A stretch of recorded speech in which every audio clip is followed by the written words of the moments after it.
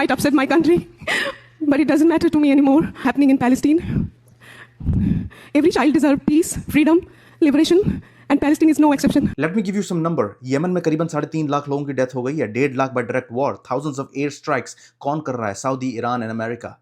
Millions have been displaced. लाखों लोग अपना घर छोड़ के जा चुके हैं और 5 साल से छोटे बच्चों की डेथ हो रही है बिकॉज खाना नहीं है, मेल न्यूट्रिशन हो रखे हैं, lack of health care, disease outbreak, unsafe water. और अरुंधति अनुपर्णा रॉय जो इंडिया का एक्सट्रीम लेफ्ट को केटर करते हैं, कभी बात नहीं करेंगे ऐसे प्लेटफॉर्म पे यमन के बारे में, उइगर मुस्लिम्स के बारे में, या क्योंकि इनका फ्रेमवर्क बिल्कुल सिंपल है. कौन ऑप्रेस्ड है और कौन ऑप्रेसर है, इन्होंने ही गाइडलाइन बना रखी है. उसी गाइडलाइन के बेसिस पे बड़े सारे इन्फ्लुएंसर इंडिया में इन्हीं की बातों को दोबारा बताते रहते हैं और एक तरीके का आइडियोलॉजिकल ट्राइबलिज्म बना रखा है कि आपने इसी तरीके से सोचना है.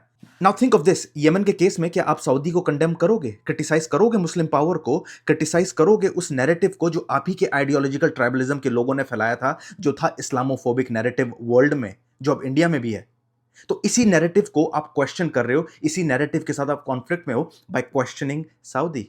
और इंडिया के केस में कभी आप कंडेम करोगे पाकिस्तान को, किस तरीके से वहां पे माइनॉरिटी का ट्रीटमेंट हो रहा है, चाहे वो हिंदू, सिख और अहमदिया हो गए. Same goes with Bangladesh. आप नहीं करोगे बिकॉज रिलीजियस मेजॉरिटेरियनिज्म का ठेका वो है इंडिया राइट नाउ. और वो ठेका आपने सिर्फ इंडिया को नहीं दिया है, वो आपने इजराइल को भी दिया है, अमेरिका को भी दिया है, बिकॉज आप ही का नैरेटिव है ऑप्रेस्ड और ऑप्रेसर का. उस नैरेटिव में तीनों कंट्रीज बैठती हैं बिकॉज ये तीनों कंट्रियों में कंजर्वेटिव की गवर्नमेंट है. और अमेरिका इजराइल की बात तो फिर कभी करेंगे, बट इंडिया के केस में अपर कास्ट हिंदू और कंजर्वेटिव गवर्नमेंट वाले को इन्होंने ऑप्रेसर बना रखा है, और जो ऑप्रेस्ड हैं वो हैं दलित, मुस्लिम और ट्राइबल.